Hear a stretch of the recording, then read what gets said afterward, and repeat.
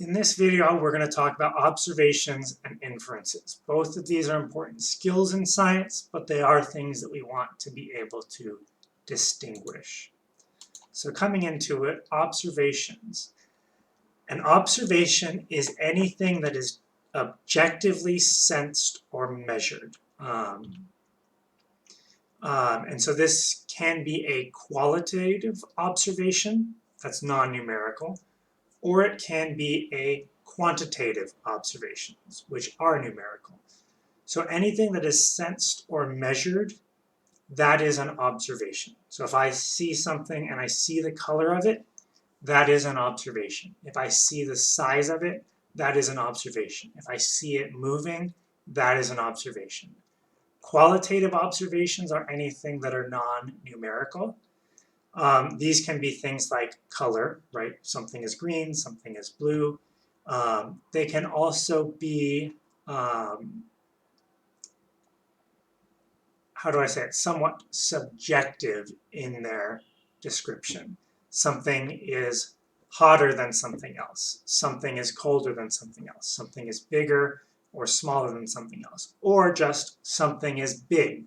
That is still an observation, it's just a qualitative one. Quantitative observations are anything that have a number attached to them. So something has a mass of 10 kilos. Something is 13 meters long. Anything where you've got some sort of number, that's a quantitative observation. So again, these are anything that we're sensing or measuring, that we're directly sensing or measuring, or indirectly sensing or measuring, but that they can either be described numerically or non-numerically. Both have their purpose, neither one is necessarily better. An inference is slightly different. This is an assumption about a phenomenon. So if something is happening and you're saying, here's something that is currently happening, that is often an inference. And these are typically based on past experience or understanding. And I want to distinguish these from observations. So if you see some water sitting on a table, and then you see it and you say like, oh, the water evaporated off that table. Well, you didn't actually see, you didn't observe evaporation because you're not able to see the water going from liquid to becoming a gas. That's not an observation, that's an inference. Is it a bad inference? No, it's a great inference, but it is an inference.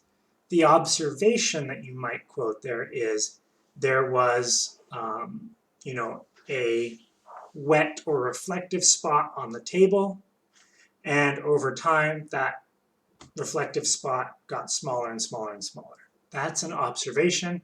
The inference was, oh, there was some water on the table that evaporated.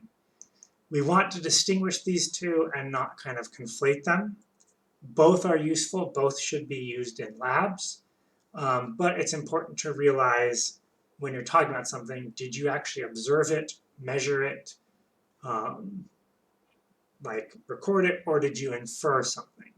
Because inferences are based on assumptions, they're great shorthand, but they are places that we are making assumptions that might be incorrect. When we're taking measurements, when we're making observations, we want to talk about two things, accuracy and precision. We want to be aware of both. Accuracy is how close we are to the proper value, because any measurement we take, there's no guarantee that it will be, in fact, we know it won't be the exact right value because, if you zoom in, you're maybe not measuring exactly in the right place. And precision is how similar multiple measurements are. So if you're using a scale that you measure something multiple times and you get 10 kilograms the first time, 20 kilograms the second time, 15 kilograms the third time, 100 kilograms the fourth time, that's not precise. Those measurements are very spread out. And so the example that we often talk about with this is imagining a target. So if you're trying to hit the target, you can be accurate if you're hitting the center of this target, or if you're close to the center of this target. Precision would be how close your individual shots are. So this, it gets a little messy, and I'll explain this in a minute. This would be very precise firing, but it wouldn't be accurate because it's very far away from the center. This would be very imprecise firing. So you can have something be precise and not accurate, but you can't really have something be accurate but not precise. Broadly speaking, we can kind of say if it averages out to the right value, it's kind of accurate, but generally speaking, we're concerned with making sure something is precise enough before we gauge whether it's accurate. Because if it's not precise, who knows what we're actually measuring. And so that's what I was saying here. Generally, we pursue precision before accuracy because we don't always know the proper value.